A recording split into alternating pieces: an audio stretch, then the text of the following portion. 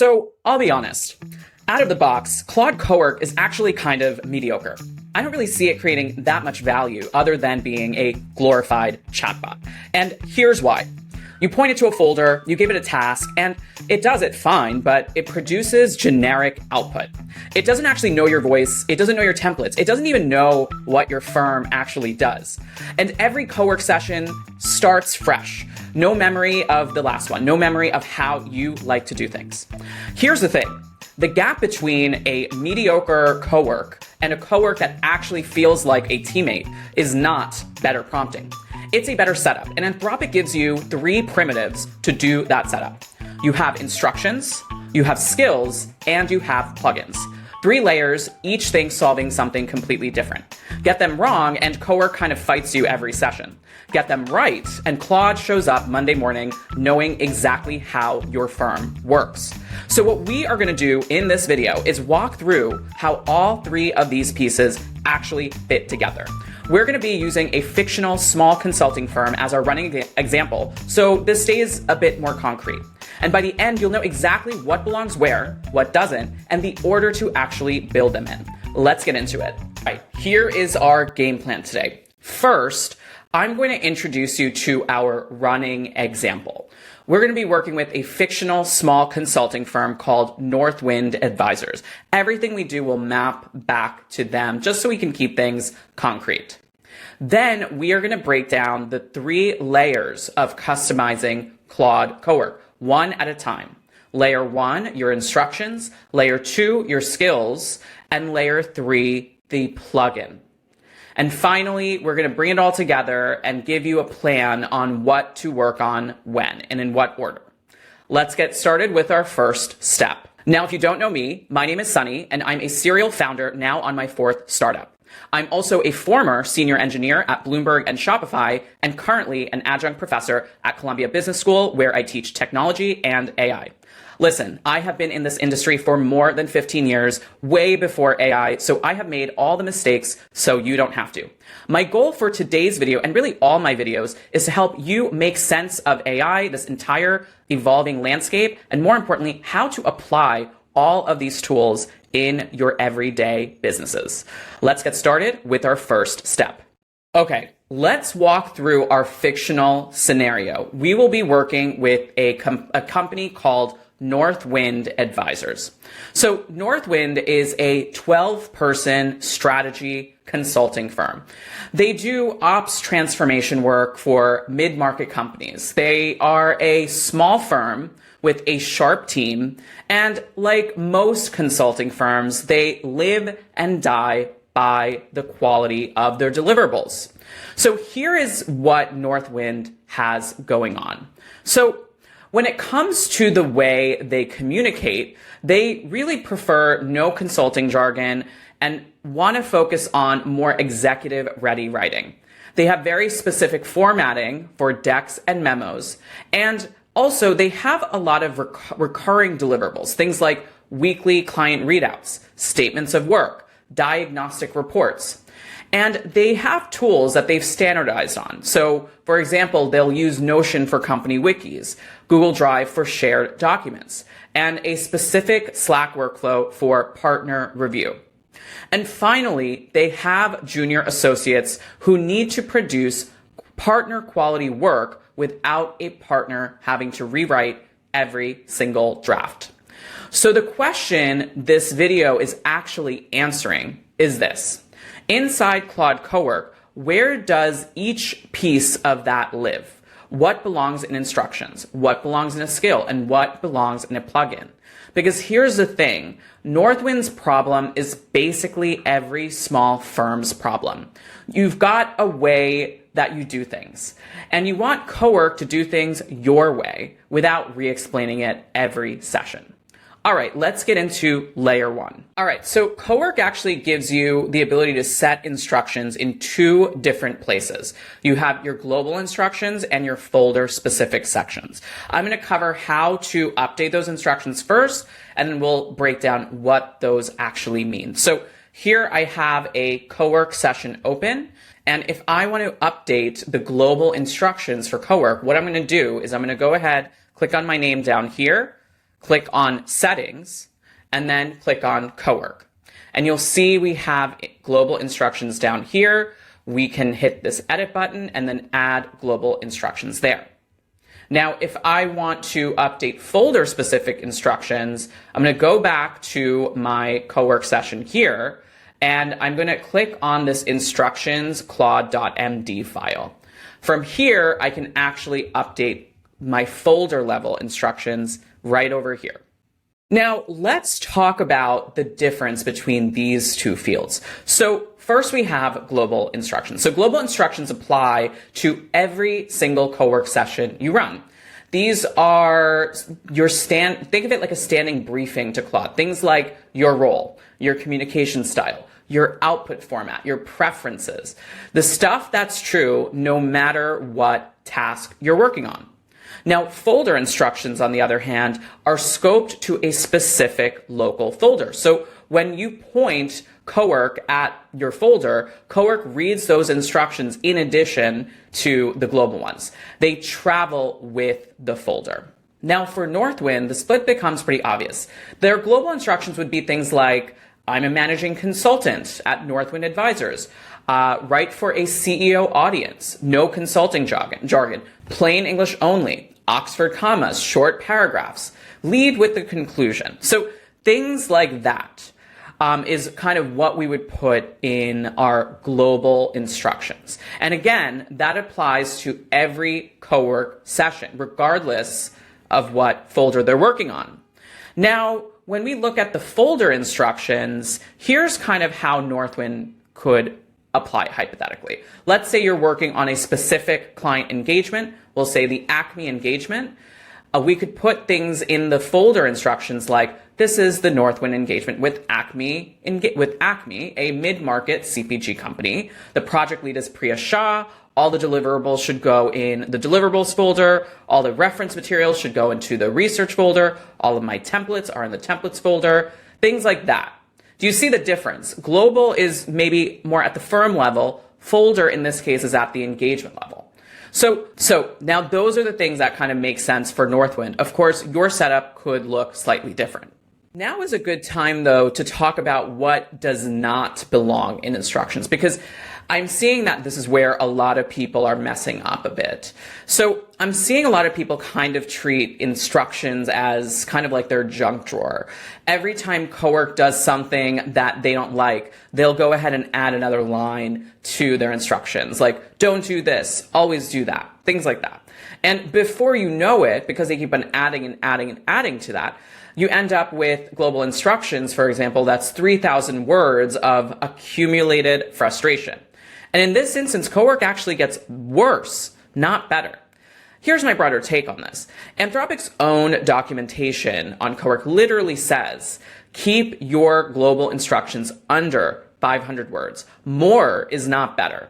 Extremely long instructions dilute their own effect. The more you stuff in there, the less Claude actually pays attention to any individual line. So here's the deal. Make sure to keep your global instructions especially tight. Under 500 words, ideally way shorter.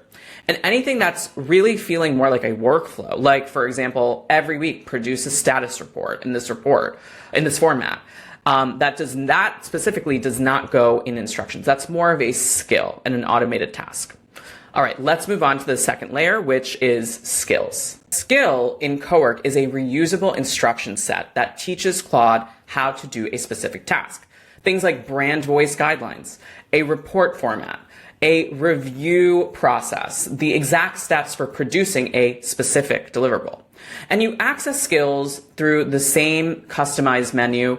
I actually have a video on how to actually develop skills. I will link to it below. Now, here's the thing, though, that makes skills actually different from instructions. Instructions are loaded into every session. They're always on. Skills are only pulled in when they are relevant. So Claude reads the name and description of each skill you have installed and then matches them to the task that you're working on. If the task matches, the skill fires up. If it doesn't, the skill does not pollute your context. So think about what this actually means. You can have dozens of skills installed. Each one could be very detailed, voice guide templates, examples, step-by-step instructions. And none of that will eat your context until the moment Claude actually needs it. And that is a really big deal because what it does, it lets you build up a serious institutional knowledge inside Cowork without Claude almost drowning in it. Okay, so what actually makes the best sense as a skill? So a skill is the right choice when you have a repeatable procedure that produces a specific output. So for Northwind, the skills kind of write themselves. So let's actually walk through two potential examples of what we can turn into a skill.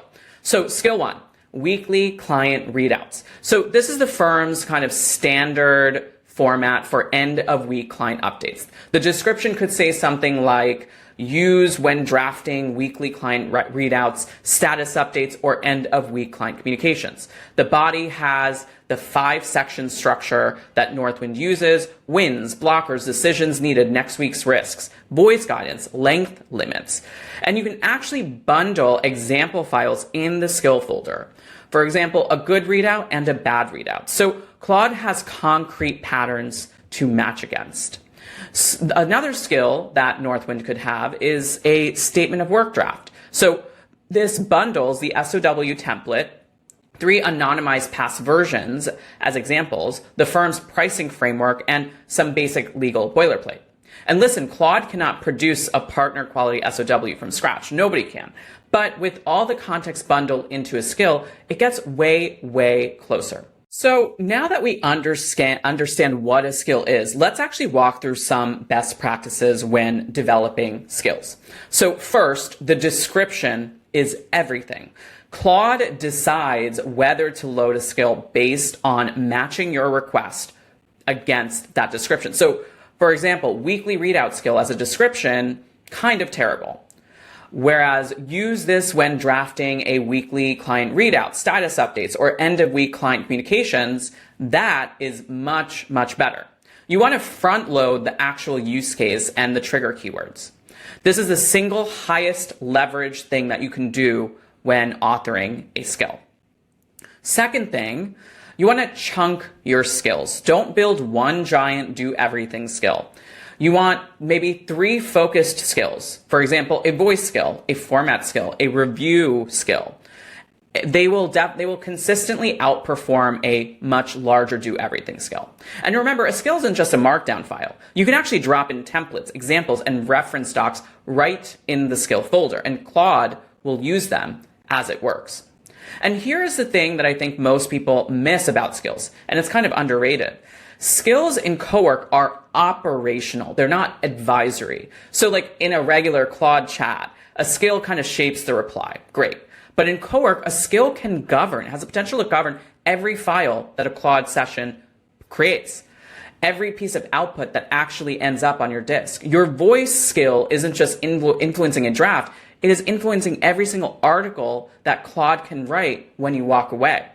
And that changes how you should think about skill quality. The bar is much higher because in Cowork, what we're doing when we're creating skills is we're actually shaping the autonomous work, which is the major highest leverage thing that you can do in adopting AI right now. Okay, let's talk about layer 3, and that is plugins. So you've set up your instructions, you've built your skills, everything works beautifully for you, but now what? You have 11 other people on your team who you probably want to share the same setup and the same kind of starting point. Without plugins, you'd have to basically zip everything up and email them to your team, and every time you wanted to update a skill, you're basically sending that out again and making sure that everyone updates, which is kind of a messy process. So plugins solves that problem. So what plugins actually is very simple. It is a bundle. It essentially bundles, packages up skills, connectors, sub-agents all into a single installable unit. So instead of installing each piece separately, you install the plugin and everything comes in as one ready to go setup. So for Northwind, the natural thing to build is a plugin called, for example, Northwind Toolkit. And into that plugin, they drop all the skills we just talked about. A Google Drive connector, so Claude can read the shared engagement folders, a Notion connector for the client wikis, and maybe a sub agent that handles a specific part of the SOW process. One install, one unit. So in terms of what makes for a good plugin candidate versus a bad plugin candidate, let's talk about that. So we'll start with good plugin candidates. So typically, if you have, for example, a collection of 3 or more related skills or any kind of team tooling, anything that bundles together with connectors, and especially anything that you're going to want to update over and over again, those are things that you should most likely turn into a plugin. Bad candidates for plugins is maybe a single skill that only you yourself are using or that you're still iterating on, or anything that's mostly like a one-off experiment that you may never use. You may not want to use a plugin for that. I think the biggest test for whether you should do a plugin or not is whether a single person is going to use that setup or not. Generally, though, for this video, we aren't going to actually go into building a plugin. I'm going to go ahead and cover that in another video. I would say that's maybe a little bit more of an advanced topic. All right, let's bring this all together with a quick fictional scenario. Let's imagine it's Monday morning, and a junior associate at Northwind, we'll call him Marcus, opens the Claude desktop app, clicks into the Cowork tab, and selects the Acme engagement folder. First thing that happens, Cowork will load Marcus's global instructions and his folder instructions automatically. So Claude now knows it's working for Northwind. It'll know the firm's voice. It'll know the firm's formatting rules. It also knows that this is the Acme engagement specifically. It will know who Priya is, for example, and it'll know the subfolder structure. And what's great is Marcus hasn't even typed a word yet. Then Marcus types draft the weekly readout for Acme based on this week's call notes.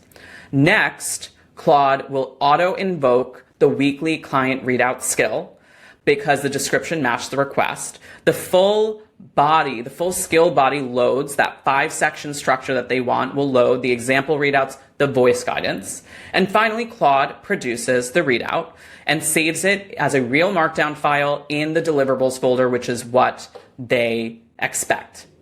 And it'll be in Northwind's voice, it'll be correctly dated, and it'll draw on the firm's previous examples to guide the voice. And just that alone, right? Look at how much time was saved. Marcus didn't even have to explain anything. He just got the draft generated that actually gets very close to how a partner would write it. And that's the goal. Instructions set the context, skills will guide specific work, and plugin eventually will package it all for your team.